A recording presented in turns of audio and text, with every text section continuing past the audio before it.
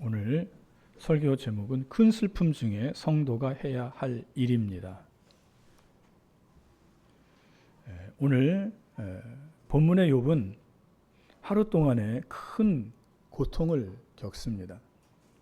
그의 소유인 양 7,000마리와 낙타 3,000마리, 그리고 소 500개월이 1,000마리죠. 암나귀 500마리를 강도떼에게 모두 습격당했습니다. 강도떼들은 욥의 종들마저 다 죽였습니다. 이것은 욥에게 큰 충격이며 또한 슬픔입니다.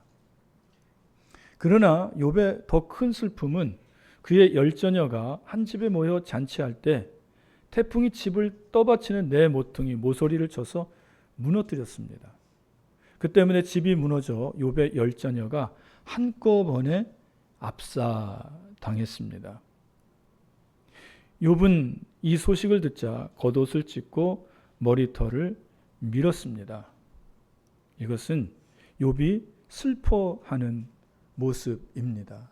한날에 그의 모든 재산을 또 그의 10자녀를 다 잃었어요. 욥은 슬퍼합니다. 슬플 때 겉옷을 찢는 것은 유대인의 전형적인 표현 방법입니다. 겉옷을 찢고 재에 앉아 하나님께 부르짖어 기도하죠. 그러나 머리털을 미는 것은 이방인의 풍속입니다. 하나님은 모세에게 이스라엘 백성에게 슬플 때 머리를 미는 이방인의 풍습을 금하셨습니다. 욥은 아브라함과 동시대의 사람입니다.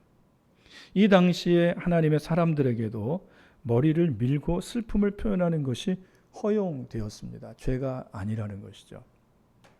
우리가 눈여겨보아야 할 것은 욥이 자신의 괴로움을 애써 감추려 하지 않았다는 것입니다. 우리는 슬픔을 드러내는 것을 믿음이 없는 것으로 생각합니다. 그러나 그렇지 않습니다. 눈물은 하나님이 인간에게 주신 축복입니다.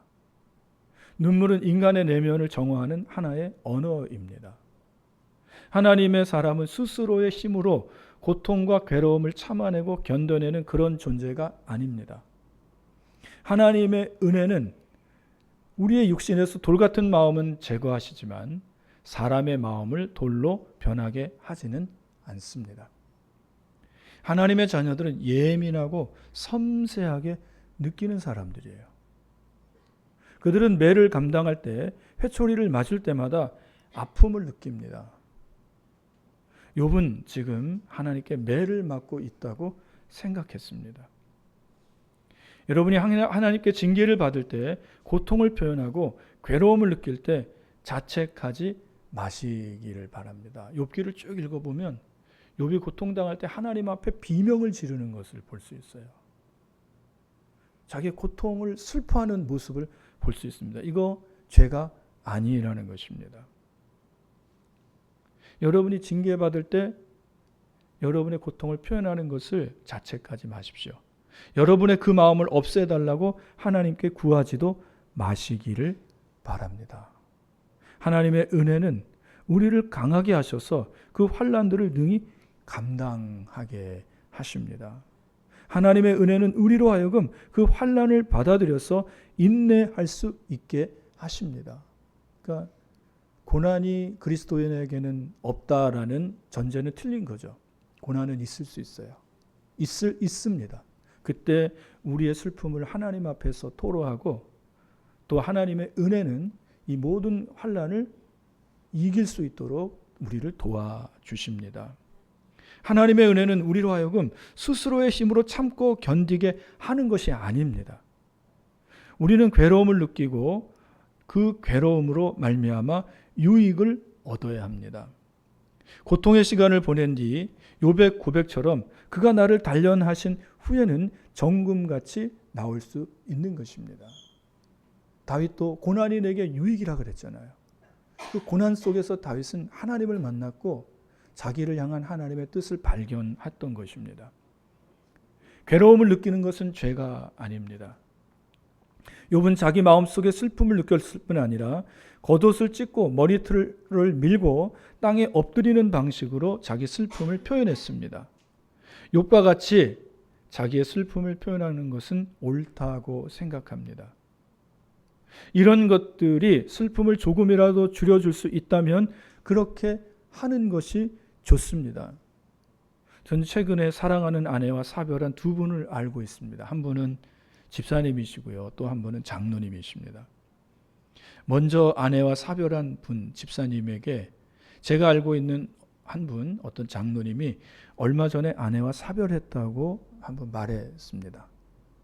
그랬더니 그분은 슬퍼하며 자신의 경험을 말해 주었습니다. 목사님, 그 장로님에게 슬플 때 절대 참지 말고 우시라고 말씀을 드려 주십시오. 충분히 울고 나면 그 마음이 치유가 됩니다. 라고 말해 주었습니다. 여러분 안에 있는 슬픔과 괴로움을 참지 마시고 숨기지 마시고 눈물로 여러분의 슬픔과 괴로움을 표현하십시오. 이것은 불신앙도 아니고 죄도 아닙니다. 욥은 갑작스럽게 당한 슬픈 일에 대해 슬퍼하며 괴로워하였습니다. 그러나 오늘 본문을 보시면 이 모든 일에 욥이 범죄하지 아니하였고 하나님을 원망하지 않았다고 합니다. 욥기를 기록한 이 저자는 이것을 우리들에게 보여주고 싶었던 거예요. 괴로움을 표현하지만 이 모든 일로 욥이 하나님께 범죄하지 아니하고 하나님을 원망하지 않았다. 저는 개인적으로 욥보다 더 큰 슬픔을 당한 사람은 없다고 생각합니다. 그래서 욥은 고난의 대명사잖아요. 그는 하나님을 향하여 화를 내며 충분히 원망할 수 있는 상황이었습니다. 하나님, 제가 얼마나 하나님을 경외하며 하나님께 예배했습니까?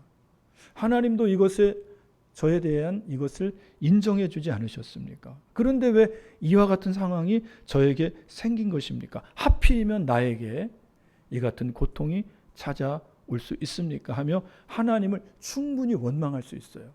그가 하나님을 경외하는 사람이었고 하나님께 예배하는 사람이었기 때문입니다.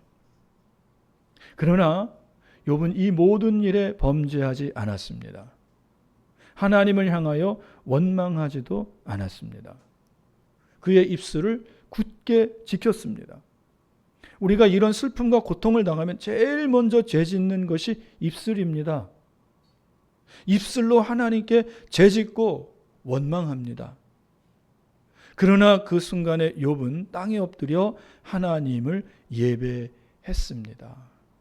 사랑하는 성도 여러분, 슬픔이 여러분을 짓누르고 죽고 싶은 심정이 든다면 그 자리에 엎드려 하나님을 예배하십시오. 그 자리를 예수님의 겟세마네 동산처럼 여러분의 슬픔과 고통을 눈물로 간구하는 자리로 만드시기를 바랍니다. 시편 62편 8절입니다. 백성들아 시시로 그를 의지하고 그의 앞에 마음을 토하라. 하나님은 우리의 피난처시로다. 다윗의 이 권면처럼 하나님 앞에 여러분의 마음을 토하십시오. 여러분의 슬픈 무거운 짐을 하나님께 다 고하고 하나님을 의지하고 하나님께 예배하십시오. 하나님은 우리의 피난처가 되십니다. 여러분 자신을 욥과 같이 하나님께 맡기십시오. 욥기 13장 15절을 킹 제임스 버전 흠정역 성경에서는 그분께서 나를 죽이실지라도 나는 그분을 신뢰할 것이요 라고 해석해 놓았습니다. 여러분, 이거 놀라운 고백 아닙니까? 다니엘과 세 친구가 그리 아니하실지라도 보다 더 놀라운 고백이에요. 그분이 나를 죽일지라도 나는 그분을 신뢰할 것이다. 우리가 큰 슬픔 중에 욥과 같이 엎드려 하나님을 예배한다면 욥의 이 믿음의 고백을 우리도 하게 될 줄로 믿습니다. 성도가 고통이 극심할 때 하나님께 마지막 드리는 고백이 있습니다. 그것은 제가 했던 고백이에요. 하나님, 구워 잡수시든지 삶아 잡수시든지 하나님 뜻대로 하십시오입니다. 제가 40개월 동안 공백 기간이 있을 때 40개월 거의 다 되어서 38개월, 37개월 그때쯤에 이 고백이 나오더라고요. 도저히 이제는 어떻게 할 수가 없습니다. 제가 해보려고 했는데 모든 것이 다 막혔어요. 인간의 한계, 하나님 거기까지 저를 몰고 가시더라고요.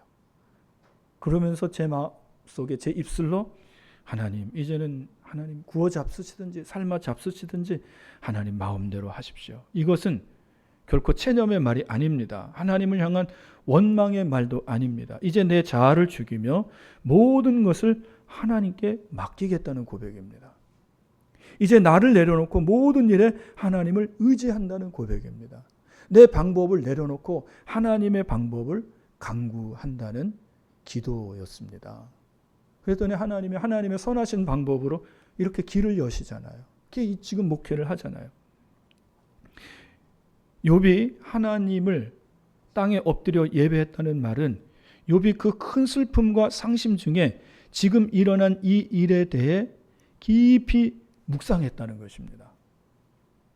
욥에게는 지금 위로가 필요했지만 욥은 이 큰 슬픔을 묵상하며 몇 가지 진리를 깨달았습니다.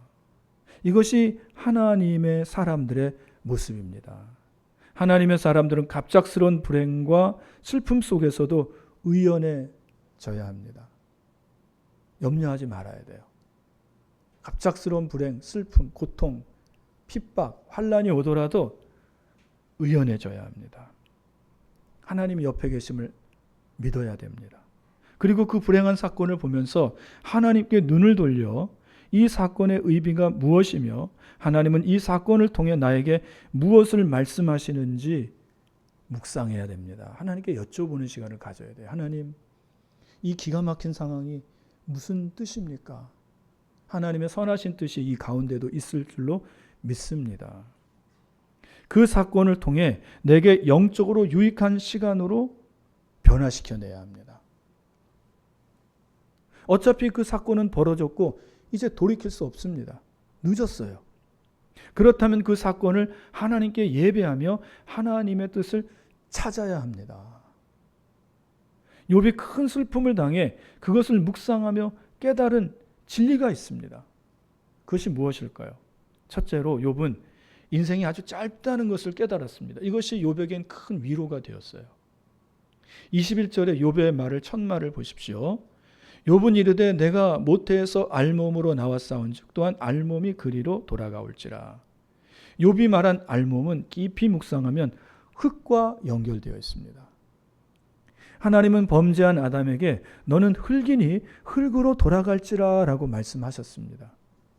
욥은 자신의 몸은 흙으로 지어졌으니 결국 흙으로 돌아갈 것이라고 생각했습니다. 이것이 욥의 인생관입니다. 구약의 지혜자 솔로몬은 전도서 12장 6절에서 죽음을 항아리가 샘 곁에서 깨지는 것으로 표현했습니다. 죽음이 항아리가 깨지는 것 같대요. 여러분, 항아리는 흙으로 만들어졌습니다. 항아리는 아무리 잘 빚어지고 고온의 불 속에서 단단하게 구워지더라도 결국 금이 가고 깨집니다. 누군가 돌멩이를 던져서 깨질 수도 있고요. 어떤 천재지변에 의해서 땅이 흔들리면서 깨질 수도 있고요. 던져서 깨질 수 있고. 이것이 인생입니다. 깨지는 것. 욥은 아브라함이 살았던 시대에 살았던 사람으로 초정합니다. 아브라함이 175세를 살았습니다. 그런데 욥은 아브라함보다 더 오래 살았습니다. 욥기 42장 16절을 보시면 욥이 고난당한 이후 하나님의 복을 받고 140년을 더 살았습니다. 욥이 고난당할 때 나이를 70세 전으로 본다면 욥은 210세 정도를 사는 거예요. 210세, 많은 나이지만 결국 욥도 죽었습니다. 여러분 창세기에 보시면 낳고 죽고 무드셀라 969세까지 살잖아요. 1000년 가까이. 그러나 죽는 것이 인간이라고 성경은 우리에게 가르쳐 주는 거예요. 아무리 오래 살아도 죽는다는 것입니다. 결국 인간은 죽습니다. 욥은 인생을 아주 짧은 것으로 보았습니다. 무엇에 비유해요? 하나님의 영원에 비유하면 우리 인생은 너무나도 짧아요. 한 점과 같은 것입니다. 욥은 내가 나와 싸운즉 그리로 돌아가올지라 라고 고백했습니다. 욥의 이 말은 모든 인생에 대해 완벽하게 정리해 준 말입니다. 흙에서 왔으니 흙으로 돌아간다는 말입니다. 최희준 씨 옛날 가수 인생은 나그네길 어디서 왔다 어디로 가는가. 이게 여러분 인간의 근본적인 물음이에요. 그런데 이 성경은 흙으로 왔으니 흙으로 돌아가는 것이라고 정답을 말해 줍니다. 인생은 짧은 것이라는 것입니다. 메멘토 모리, 라틴어인데 죽는다는 것을 기억하라입니다. 사람들은 죽는 것을 다 잘 압니다. 그러나 언제나 자기는 예외라고 생각합니다. 그래서 죽는다는 것을 기억하라. 그 말이 나오는 거예요. 당신도 죽는다는 것을 기억하십시오. 우리는 한 번 가면 돌아올 수 없는 것을 향하여 날마다 나아가고 있습니다. 날마다 죽어가고 있는 거예요. 날마다. 욥은 자신에게 말했습니다. 내가 왔고 다시 돌아갈 것이다. 그러니 내가 무엇을 잃었든 그것으로 내 자신을 괴롭힐 이유가 없지 않는가? 나는 잠시 여기에 머무를 뿐인데 수많은 소와 염소와 낙타가 무슨 소용이 있는가? 알몸으로 와서 알몸으로 가는 것이지 않는가? 당연한 것이다. 우리말에 천석군에게는 1000가지 걱정이 있고 만석군에게는 10,000가지 걱정이 있다는 말이 있습니다. 욥은 그 큰 재산을 운영하면서 걱정이 많았을 거예요. 욥은 그것을 돌보느라고 고생을 많이 했을 것이고 그것을 지키느라고 애를 썼습니다. 저는 그렇게 생각해요. 그렇지 않을까요? 우리가 부러워하는 재벌도 그 마음에 들어가면 고생하며 살아갑니다. 그 큰 재산을 어떻게 유지하며 보존할 것인가? 골머리를 썩습니다. 후계자 세울 일에 대해서 고민합니다. 그러나 여러분 인생은 짧다. 다 지나가는 것이다. 내가 가진 그것도 언젠가는 내 손에서 날개가 달린 것처럼 날아갈 것이고 나는 모든 인생이 가는 길로 가고야 말 것이다. 그때 나는 빈손으로 왔으니 빈손으로 갈 것이다. 흙에서 왔으니 결국 흙으로 돌아갈 것이다. 곧 자기의 큰 슬픔과 고통이 끝날 것임을 욥은 깨달은 거예요. 그래서 욥은 잃어버린 소유를 내려놓을 수 있었고 소중했던 자식까지도 내려놓을 수 있었던 것입니다. 나도 곧 돌아갈 것이다. 내 자녀가 있는 그곳으로 나도 곧 돌아갈 것이다. 욥이 고통 중에 땅에 엎드려 하나님 앞에 깊이 묵상할 때 이것을 깨닫는 것입니다. 우리가 욥과 같은 깨달음이 있다면 우리도 인생은 짧다고 생각하고 세상에 보물을 쌓아두려 하지 않을 것입니다. 세상에 속한 것들을 우리 자신과 마찬가지로 잠시 나타났다가 곧 사라질 것으로 여기게 될 것입니다. 이 깨달음이 있을 때 비로소 소중한 것을 잃은 것에 대해 스스로 위로받게 될 것입니다.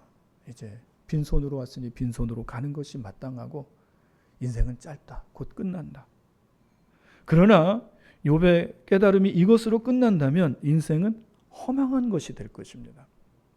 전도서를 쓴 솔로몬처럼 인생을 모든 것이 헛되고 헛되며 헛된 것으로 노래할 것입니다.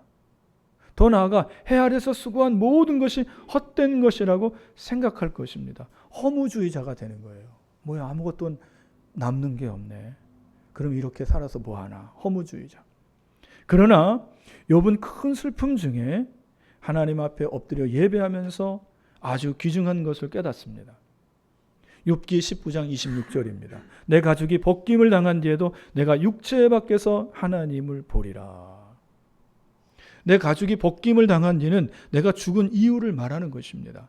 욥은 자신이 죽은 이후에 하나님을 보리라고 말했습니다.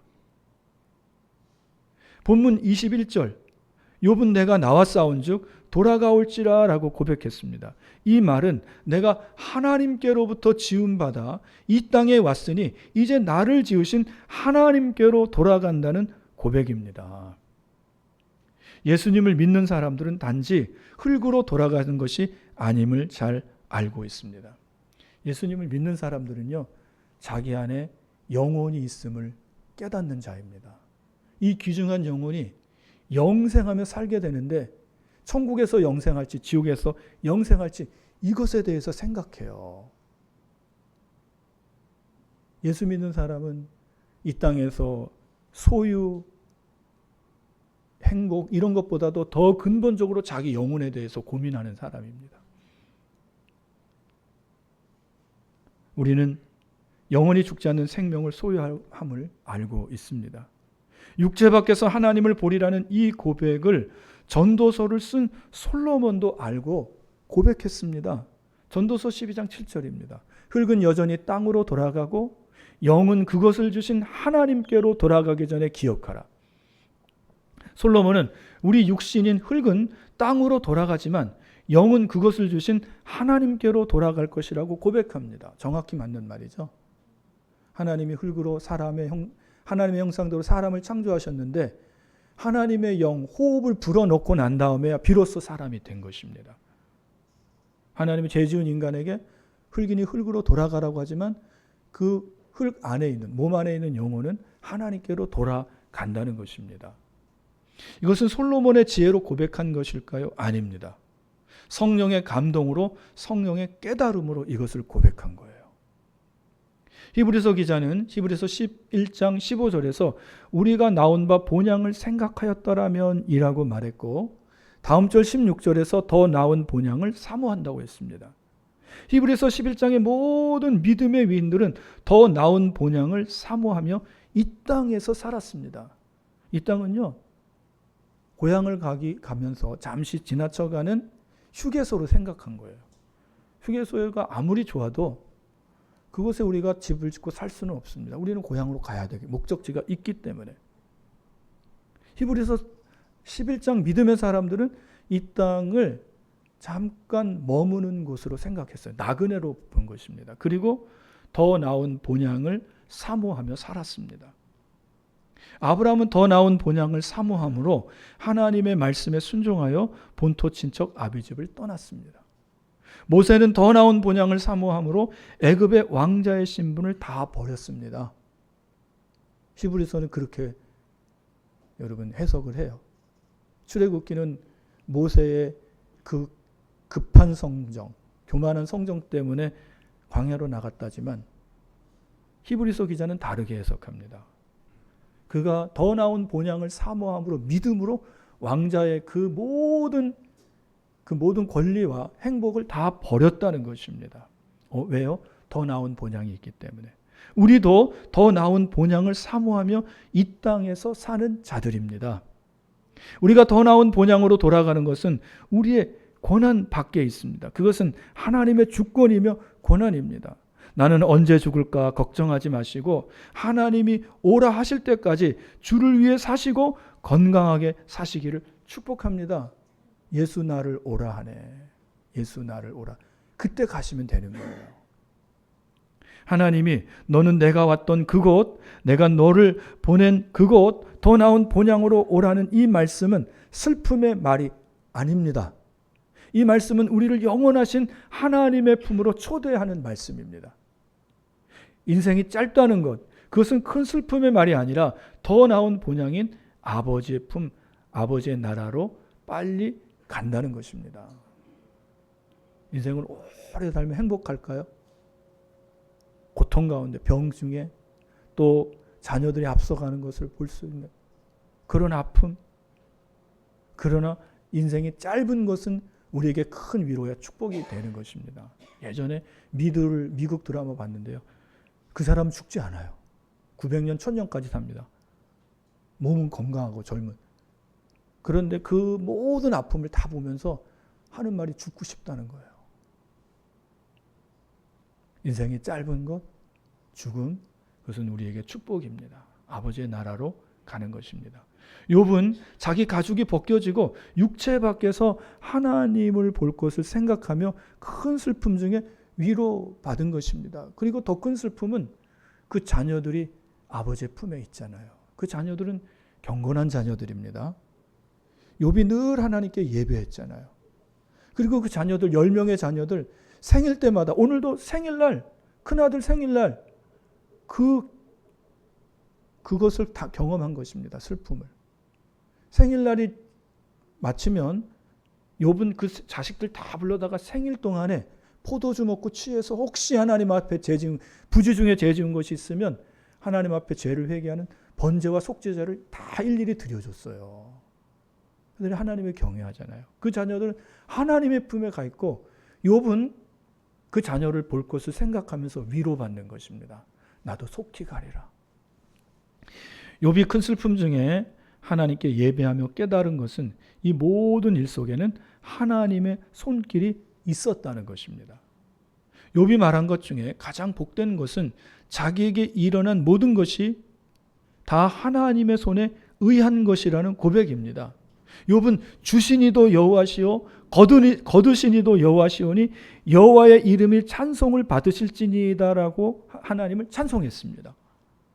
그는 내가 이 모든 것을 벌었다고 말한 것이 아니라 모았다고 말하지 않았습니다. 여호와께서 주셨다고 말씀하셨습니다. 욥은 땀을 흘리고 노력하고 심혈을 기울여 만들어 놓은 나의 소떼와 양떼, 염소떼와 낙타를 잃은 것은 옳지 않아 라고 말할 수 있습니다. 말할 수 있죠. 내가 노력한 이것을 어떻게 이렇게 한꺼번에 다 잃을 수 있느냐. 누가 이렇게 말할 수 있습니까? 그것은 자수성가했다고 믿는 사람입니다. 이 모든 것을 내 노력, 내 땀, 내 눈물의 결실이라고, 내 것이라고 말하는 사람. 그 사람은 하나님을 원망할 수 있고 입으로 범죄할 수 있습니다. 오늘의 부와 성공은 다 내가 노력해서 힘들어서 얻은 것이라고 생각하기 때문입니다. 내가 종들을 사서 많은 종들을 거느리게 되고 이 자녀를 낳으면 그것도 종이 돼. 그 아들, 딸도 종이 되는 거예요. 부자가 되는 거죠. 낙타를 사들여 새끼를 내어 3,000마리가 되었고 양이 7,000마리가 되었고 소가 1,000마리가 되었고 나귀가 500마리가 되었고 그래서 나는 동방에서 가장 큰 부자라 칭송을 받았는데 이렇게 다 사라지는 것은 내게 부당한 처사야. 하나님은 내게 큰 잘못했어 라고 하나님 원망할 수 있습니다. 내 재산과 내 자식을 돌려달라고 울며 때를 쓸 수 있습니다. 그러나 욥은 그렇게 하지 않았습니다. 이게 하나님의 사람의 삶의 모습에서 보이는 특징입니다. 왜요? 주시니도 여호와시오 거두시는 이도 여호와시오니 라는 믿음이 있기 때문입니다. 욥의 이 마음에는 하나님께 빌려 쓴다는 마음이 있었습니다. 청지기의 마음이 있었던 거예요. 하나님이 빌려주셨다. 주인이신 하나님이 욥에게 잠시 빌려주신 것이라는 것입니다. 욥의 마음에는 빌린 것은 원래의 주인에게 돌아가는 것이 마땅하다고 생각했습니다. 욥은 이 모든 것을 하나님께 내게 빌려주셔서 나로 하여금 오랫동안 누리게 하신 것에 대해 감사했습니다. 지금 모든 것이 다 없어지고 그것에 불행하여 슬퍼하며 억울하고 눈물 흘린 것이 아니라 지난날 하나님이 나에게 빌려주셔서 풍족하게 살게 하신 것에 대한 감사가 있는 거예요. 찬송이 있는 거예요. 그래서 그는 하나님을 찬송할 수 있었던 것입니다. 사랑하는 성도 여러분, 여러분이 가진 모든 것을 다 하나님께서 주신 선물이라고 느낄 수 있다면, 깨달을 수 있다면 그것은 축복입니다. 내가 노력해서 땀으로 얻은 것이라고 하면 그거 사라질 때 얼마나 억울합니까? 분해서 잠도 못 자요. 죽을 겁니다, 아마. 그러나 이 모든 것이 하나님이 주신 축복이라고 생각한다면 취하여 갈 때에도 감사할 수 있는 거예요. 여러분의 가정, 배우자, 자녀 다 하나님이 주신 귀한 선물들입니다. 또한 여러분의 일터와 사업도 역시 하나님이 주신 귀한 선물들입니다. 그것을 통해 하나님은 여러분에게 필요한 물질을 공급해 주십니다. 여러분에게 이 선물을 주신 하나님께 감사하며 그 선물들을 누리시기를 바랍니다. 그때 찬송이 있어야 됩니다. 그러나 욥은 자신의 소유물을 거두어 가시는 하나님의 손길을 보았습니다. 그때에도 찬송이 있었어요. 이게 다른 것입니다. 범사에 감사한 것이죠. 범사에 찬송할 수 있었어요. 욥은 스바 사람과 갈대아 사람이 자신의 소유물을 강탈했다고 말하지 않았습니다. 우리는 갈대아 사람과 스바 사람이 우리 소유물을 강탈했다고 말할 것입니다. 우리를 사기쳐서 우리의 모든 것을 빼앗아간 그 사람, 그리고 그들을 응징할 준비를 할 것입니다. 힘이 있으면 응징할 거예요. 힘이 없으면 속으로 욕하고 저주하고. 그러나 욥은 그렇게 하지 않았습니다. 반응하지 않았어요. 욥은 아직도 힘이 있어요. 주변에 자기를 도울 수 있는 친구들이 있습니다. 이 친구들 불러다가 군대를 조직해서 빼앗아 올 수 있습니다. 그러나 그는 그렇게 하지 않았습니다. 하늘에서 내린 불이나 자식을 앗아간 바람에 대해서도 일체 언급하지 않았습니다. 욥은 하나님이 그것들을 사용하셨다고 생각했습니다. 그래서 거두신 이도 여호와시라고 고백했던 것입니다. 놀라운 믿음 아니에요? 아론의 두 아들 나답과 아비후가 하나님이 정하지 않은 불을 들이다가 죽었을 때 아론은 슬퍼했습니다. 그런데 하나님이 오셔서 너 슬퍼하지 말아라. 그 두 아들이 나에게 범죄했고 나는 그것으로 그들에게 진노했던 것이다. 그때 아론은 마음이 평안해집니다. 두 아들을 하나님께서 주셨으니 두 아들을 하나님이 거두어 가신 것으로 믿었기 때문입니다. 시편 39편 9절입니다. 내가 잠잠하고 입을 열지 아니함은 주께서 이를 행하신 까닭이라. 다윗의 시입니다. 다윗이 아들 압살롬의 반역으로 인하여 요단강을 건너 도망칠 때에 사울의 일가 친척 중에 한 사람이 와서 다윗을 욕합니다. 너가 우리 가문을 이렇게 몰살시키고 이렇게 비참하게 만들었으니 너의 최후도 이와 같을 것이다. 너의 가장 사랑하는 아들 압살롬으로 인해 너는 망할 것이다 라고 했을 때 다윗 주변에 요압을 비롯한 장군들이 가서 저 개 같은 것을 죽이겠습니다 라고 했을 때 놔둬라. 하나님이 저를 통하여 나에게 말씀하시는 것인 줄 어찌 알겠느냐. 그는 잠잠히 했습니다. 그리고 그 저주의 말을 들으며 하나님 앞에 나아가 지난날 또 오늘까지 살아온 혹시 하나님 앞에 지은 죄를 그때 묵상하며 회개하며 돌이키는 거예요. 그때 하나님은 다윗을 회복시켜 주잖아요.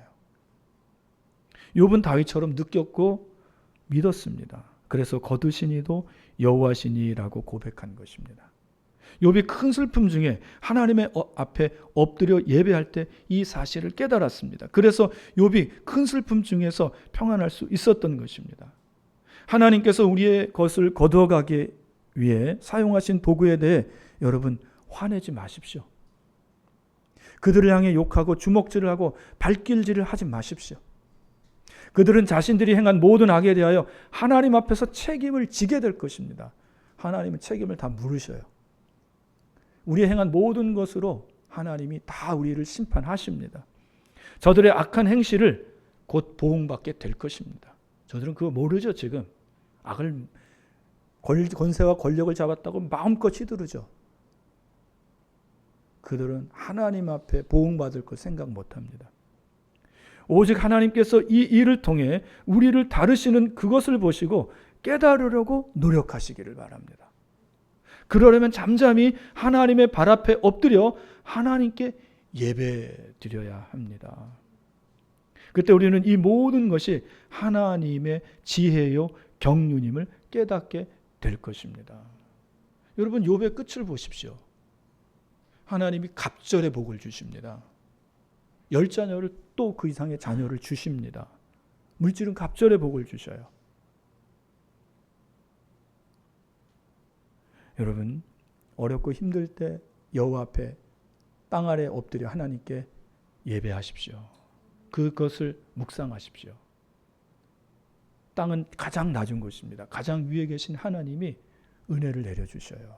은혜는 높은 곳에서 흘러내려오는 거거든요. 그리고 우리 마음에는 위로와 평안이 있게 될 것입니다. 또한 하나님의 은혜가 내 마음에 오며 하나님의 힘이 내게로 오게 될 것입니다.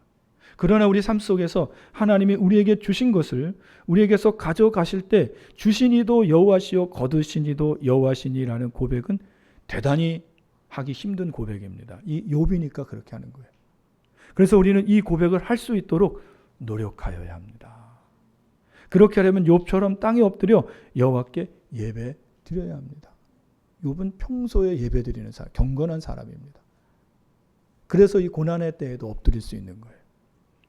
마르다처럼 지난주처럼 말씀처럼 주님의 발치 아래서 주님의 말씀을 들어야 하는 것입니다. 그럼 하나님의 음성이 들려와요. 이렇게 할 때 우리에게 욥과 같은 일이 일어날 때 욥처럼 주신 이도 여호와시오 거두신 이도 여호와십니다 고백하며 평안할 수 있습니다. 욥이 큰 슬픔 중에 엎드려 여호와께 예배할 때 깨달은 것은 하나님은 찬송을 받으실 분이시라는 것입니다. 욥은 여호와의 이름이 찬송받으실지니이다라고 그의 말에 끝을 맺었습니다. 욥의 이 모습을 보면서 우리는 깨달아야 합니다. 암울한 날이 우리에게 올지라도 여호와의 이름을 찬송하는 것을 그치지 말아야 합니다. 큰 슬픔 중에 성도가 해야 할 일이 바로 이거예요.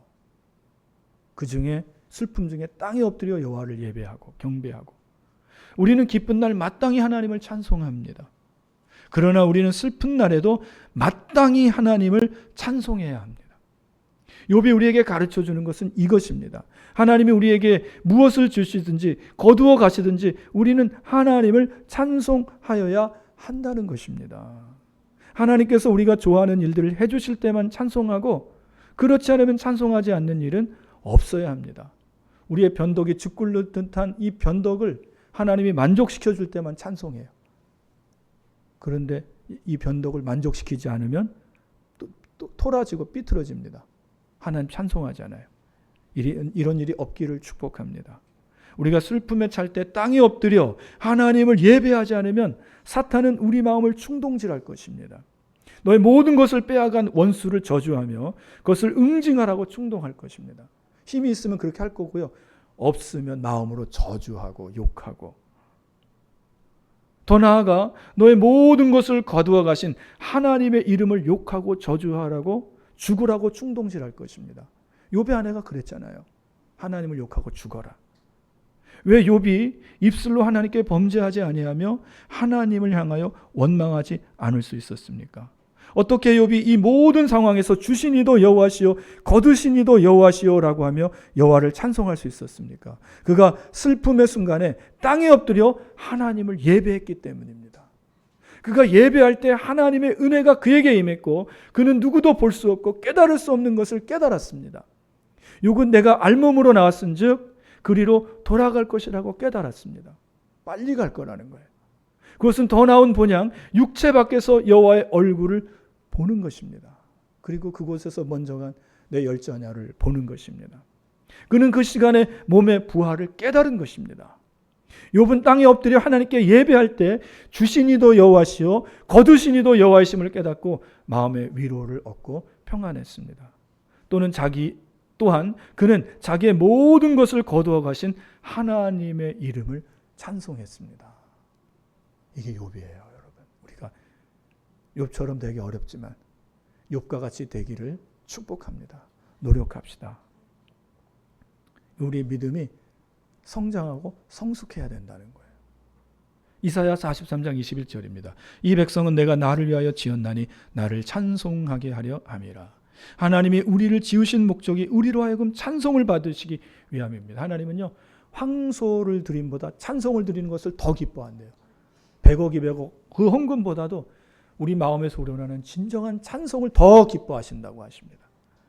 우리가 하나님을 찬송할 때 하나님은 우리를 기뻐하십니다. 그리고 우리에게 은혜를 베푸십니다. 우리의 목숨이 붙어있는 그 순간까지 하나님을 찬송합시다. 욥은 하나님이 주실 때도 거두어 가실 때도 하나님을 찬송했습니다. 하박국 선지자가 이런 찬송을 했잖아요. 무화과나무 잎이 마르고 포도나무 열매가 없고 외양간에 송아지 없을지라도 난 여호와를 찬송하리라. 언제 욥이 이렇게 했습니까? 바로 큰 슬픔이 찾아왔을 때 하나님께 입술로 범죄하지 않고 마음으로 죄짓지 않고 하나님을 원망하지 않으며 도리어 땅에 엎드려 여호와께 예배 드릴 때입니다. 그러므로 큰 슬픔 중에라도 엎드려 하나님께 예배합시다. 욥의 믿음의 고백을 우리도 하게 될 것입니다. 기도하겠습니다. 하나님 아버지, 우리가 큰 고통 중에 슬픔 중에 있을 때에도 오늘 욥과 같이 입술로 하나님께 범죄치 아니하고 입술로 하나님을 원망치 않게 도와 주시옵소서. 도리어 그 시간에 땅에 엎드려 높이 계신 하늘에 계신 하나님께 하나님을 이름을 부르고 여호와께 묵상하게 하여 주시고 그 슬픈 사건을 통하여 하나님께서 나를 위로하시는 말씀을 듣게 하여 주시고 또 하나님께서 우리에게 주시는 그 지혜와 경륜, 이 사건의 의미를 또 이 사건이 끝난 이후에 있을 하나님의 축복을 바라보며 미리 보며 감사하는 우리가 되게 하여 주옵소서. 예수님의 이름으로 기도합니다. 아멘. 찬송가